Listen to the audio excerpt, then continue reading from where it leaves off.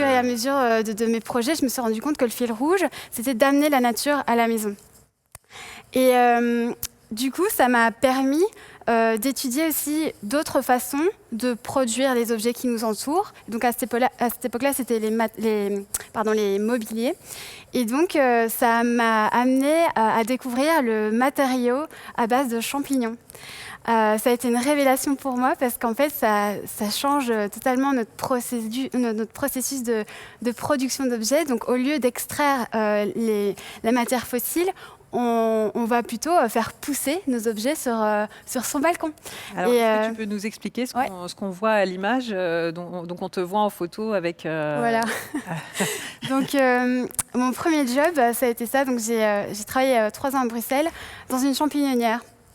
Et c'était génial comme projet, parce qu'en fait, mes anciens collègues, ils collectaient le marc de café à vélo dans la capitale, et ils faisaient pousser des pleurotes dessus. Et donc, pour 1 mois de production, on avait 1 tonne de pleurotes pour 5 tonnes de substrat. Le substrat, c'est le marc de café et la paille. Et donc, ils m'ont demandé de développer un matériau à base de ce substrat pour développer des luminaires, des abat-jours, si tu veux. Et de tester d'autres prototypes. Donc j'ai pu tester du packaging, de l'isolation aussi pour l'acoustique. Et bon, voilà, c'est déjà bien. Et en fait, si vous voulez, avec ce matériau incroyable, ça pousse super rapidement. Donc en quelques jours, donc après 10 jours d'incubation, on peut avoir un matériau qui est inerte, comme le bois. Donc il y a un procédé de déshydratation.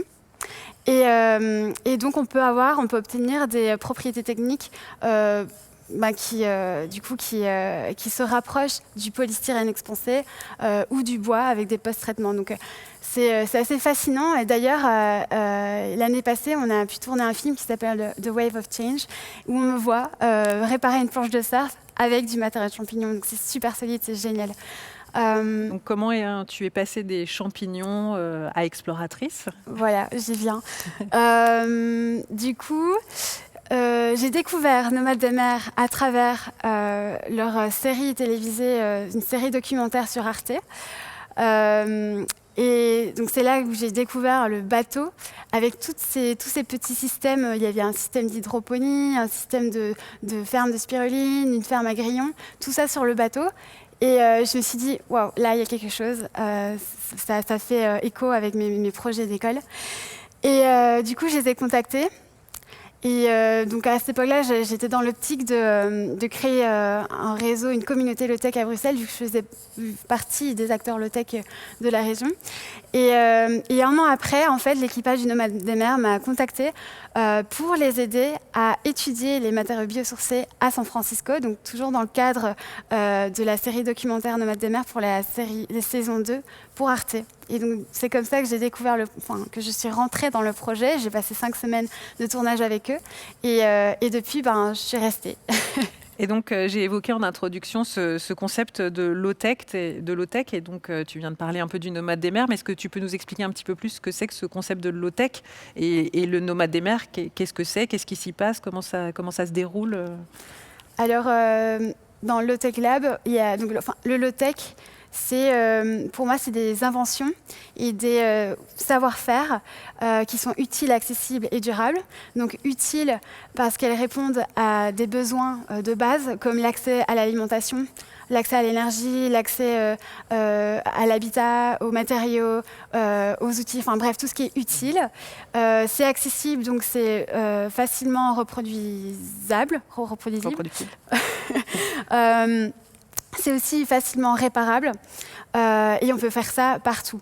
Ensuite, on dit que c'est durable parce que c'est écologique, donc c'est respectueux des êtres vivants, des humains et de la planète. Et en plus que ça génère, c'est un moyen pour générer de la convivialité. Donc c'est pour ça qu'on dit que c'est durable. Et en fait, le Low-Tech Lab, donc c'est l'association dans laquelle je travaille. Donc ça fait 7 ans qu'on explore et qu'on documente plein de démarches low-tech partout dans le monde.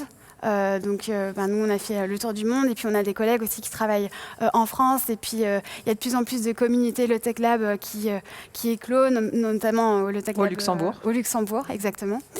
Et donc, en fait, on est vraiment convaincus par la pertinence économique, sociale et environnementale pour répondre aux enjeux du XXIe siècle. Donc, le Low Tech Lab, on est des grands explorateurs de mode de vie. Et là, le Nomade des mers, ça a été un laboratoire flottant qui sillonne du coup le monde depuis 2016, comme tu l'as dit. Et pourquoi un catamaran? Parce que c'est un moyen de transport super low-tech. Là, par exemple, pour vous donner une ordre de grandeur, on a fait une super traversée de Panama à Cuba. Donc en tout, c'est 13 000 km à vol d'oiseau. Et on a fait cette traversée en 5 jours et demi. Et on n'a utilisé que 25 litres de diesel parce qu'on avait un super courant avec le Gulf Stream. On faisait du 8 nœuds en moyenne. 8 nœuds, ça équivaut à un coureur, en fait. Et bref, du coup, c'était une super navigation. Et qui est engagé à tes côtés donc, dans cette aventure?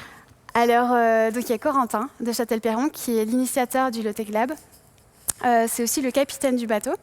On a un collègue qui s'appelle Guénolé et c'est lui qui est en recherche, qui coordonne les projets low-tech qu'on rencontre sur le territoire. Donc c'est lui qui nous met en lien avec eux. Et puis il y a Sidonie qui vient de temps en temps sur le bateau pour filmer les interviews avec les acteurs et qui nous filme aussi sur le bateau parce qu'on produit pas mal de tutoriels vidéo à bord du coup.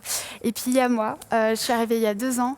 Et en fait, je m'occupe de construire les dispositifs low-tech que l'on découvre. Et ensuite, je les intègre dans l'aménagement du bateau et je les rends user-friendly pour qu'on puisse les utiliser de manière quotidienne. Et donc, du coup, plus on les teste et plus on apprend à les connaître et mieux on peut les documenter. Et donc, tu as parlé de vidéos. Est-ce que ces vidéos sont accessibles à tous? Et comment vous partagez ces informations? Alors, carrément, donc, on filme, on fait des interviews avec les acteurs et on a une chaîne YouTube donc, sur laquelle on poste pas mal de vidéos. Donc, généralement, on a une vidéo avec une interview et puis un tuto pas à pas comment faire la low-tech. Pour pouvoir répliquer chaque et du coup, on a d'autres canaux de diffusion. Donc, on a une plateforme wiki open source et qui est collaborative. Et en fait, on a documenté une 60aine de low-tech. Et donc, je vous invite à aller voir. Donc, c'est sur le site lowtechlab.org. Et vous allez dans les outils, vous allez voir l'annuaire, une cartographie incroyable avec tous les low-tech, toutes les initiatives low-tech dans le monde, plus la plateforme dont je vous parle. Et puis, au-delà de ça, on fait aussi des films et des documentaires avec Arte, du coup. Et selon toi, quel rôle jouent alors les explorateurs donc, comme toi aujourd'hui dans la mitigation climatique? Alors, notre rôle, c'est de voir ce qui se passe chez le voisin déjà, voir ce qui existe déjà, ce qui est faisable. Et puis après, le deuxième rôle, c'est de tester sur nous, voir ce qui convient, ce qui ne convient pas. Et une fois qu'on est convaincu de ça, on n'a qu'une envie, c'est de le partager à un maximum de gens. Et comme exemple concret, on a découvert un projet qui s'appelle Glitter of Lights aux Philippines.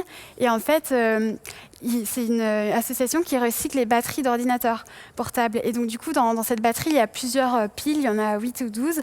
Et dès qu'il y a une pile qui ne fonctionne plus, c'est l'entièreté de la batterie qui est cassée. Qui est jetée. Du coup, c'est pas mal de gaspillage. Et en fait, cette association-là, elle récupère les piles, elle les connecte à des petits panneaux solaires pour en faire des lampes solaires pour les enfants qui font leur devoir le soir. Donc, c'est quand même pas mal. Et en fait, cette technologie-là, elle a été reprise au Cameroun.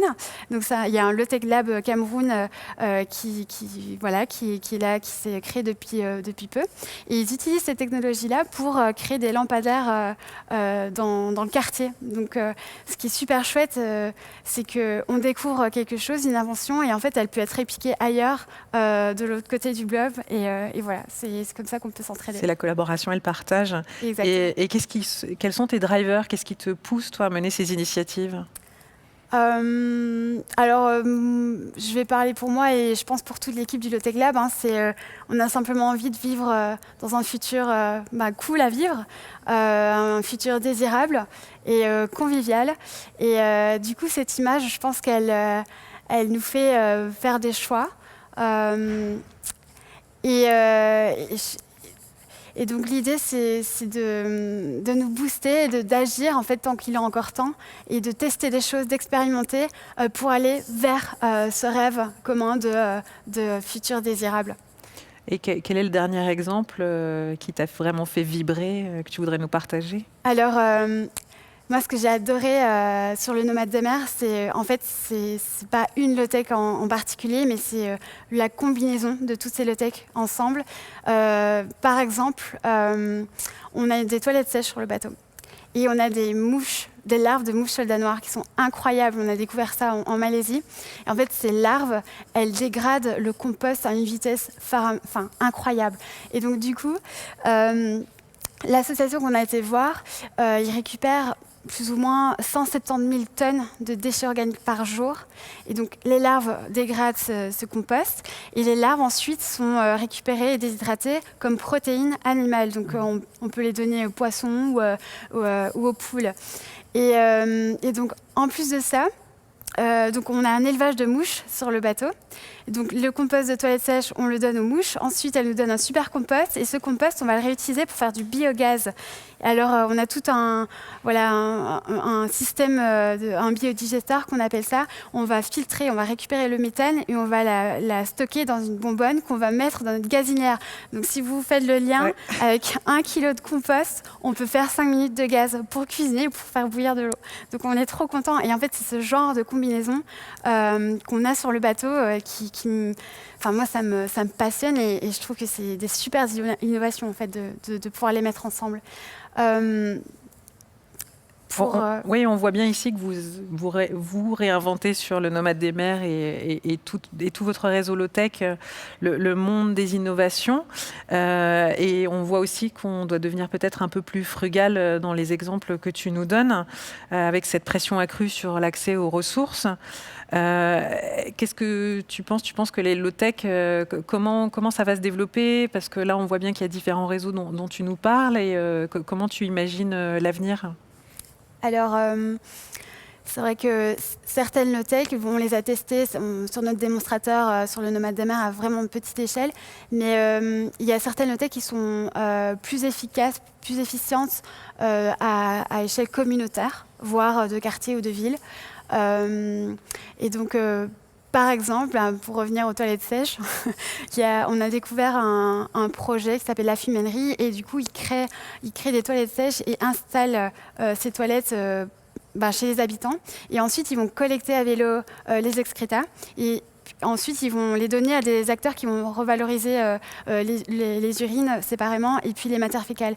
Et en fait, quand on y pense, c'est des super fertilisants pour tout. Et d'ailleurs, on utilise de l'urine sur le bateau pour faire pousser de l'aspirine. Enfin bref.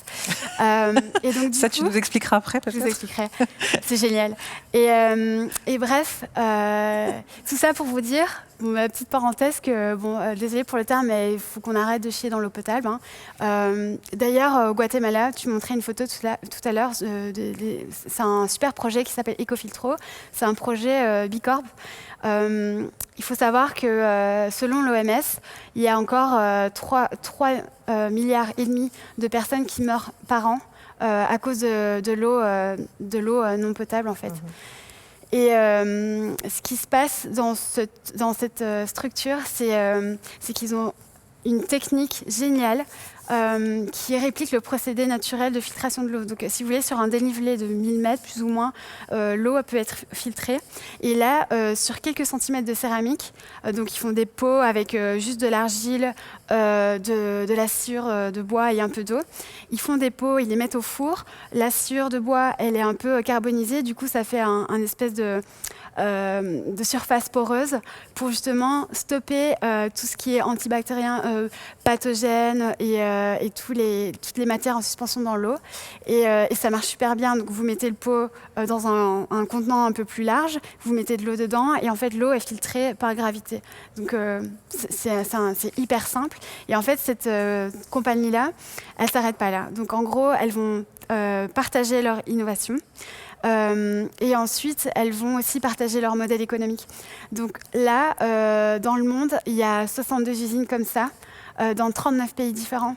Et le truc, c'est que chaque pays utilise leurs propres ressources locales. Donc il y en a un qui va utiliser, je sais pas, de la terre ou d'autres matériaux. Donc c'est super génial. Et je pense que les low-tech, pour avoir plus d'ampleur, il va falloir se diriger vers ce genre de combinaison de low-tech et puis de mise à échelle communautaire ou plus large. Ouais. Et est-ce que tu pourrais nous citer quelques exemples qui pourraient être, pourquoi pas, répliqués dans des entreprises ici ou ailleurs ? Oui, déjà, le système d'Ecofiltro, c'est aussi valable de par chez nous. Avec les problèmes d'inondation qu'on a eu en Belgique, par exemple. Qu'est-ce qu'on pourrait faire aussi? Donc, il y avait le système des toilettes sèches que j'aime beaucoup. Et aussi à l'échelle aussi, individuelle, par exemple, il y a un super projet, un boulanger solaire qui se trouve en France. Et en gros, ça prend du temps. La R&D, il a pris quand même 10 ans pour concevoir son four solaire. Et en fait, c'est hyper efficace parce que en 1 heure, il peut atteindre 200 degrés. Donc, c'est plein de petits miroirs comme ça qui concentrent l'énergie du soleil pour chauffer son pain. Et quand il fait pas beau, il utilise un four à bois. Mais du coup, c'est moins efficace parce que ça prend 3 heures pour atteindre les 200 degrés. Donc, bref, avec les problèmes qu'on a avec l'énergie en ce moment, c'est des super solutions en fait qu'on pourrait adopter et optimiser toutes nos organisations en ce moment. Donc, ça, c'est une piste. Donc là, tu viens de revenir. Donc le Nomade des mers, c'est terminé. Et quelle est la suite? Qu'est-ce qui se passe maintenant? Alors, donc on a eu toute cette étape, toute cette phase de repérage, de documentation, d'invention. Et la prochaine étape, c'est de continuer plutôt de promouvoir des combinaisons de toutes ces low-tech à travers 2 démonstrateurs. Donc toujours pour continuer à inspirer le grand public, mais aussi pour aider les entrepreneurs à implémenter ces solutions sur le territoire. Et donc, comme premier démonstrateur, on va créer une espèce de base vie low-tech qu'on appelle base vie, une biosphère low-tech. Et dans cette base vie, on va combiner une trentaine de low-tech, notamment la ferme de spiruline, les biofiltres pour les bactéries, pour filtrer du coup l'urine, pour que ça devienne un fertilisant pour les plantes. Il va y avoir une ferme à grillons pour les protéines, tout un système solaire, etc., pour générer de l'énergie. Et juste pour qu'on se représente, ça, ouais. C'est quelle superficie ça? Alors, c'est ça, donc sur 50 mètres carrés. Ouais. L'idée, c'est de générer assez de protéines, de minéraux, de vitamines pour 2 humains. Donc ça va être un premier projet.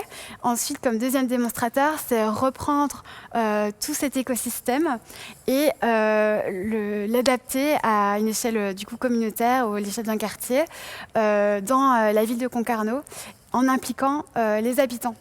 Donc là, vraiment, une ville donc française où vous êtes en train de travailler avec eux. C'est ça. Donc on appelle ça la Biosphère City, qu'on espère voir le jour très rapidement. Donc, alors, si vous voulez avoir plus d'infos sur la biosphère, donc Corentin de Châtel-Perron, qui est aussi l'initiateur du Low-Tech Lab, il a déjà expérimenté cette biosphère il y a 3 ans. Donc, c'était sur une plateforme flottante en bambou en Thaïlande. Et donc, pendant 4 mois, il a combiné toutes ces low-tech ensemble et il a vécu tout seul en autonomie. Et pendant combien de temps? Pendant 4 mois.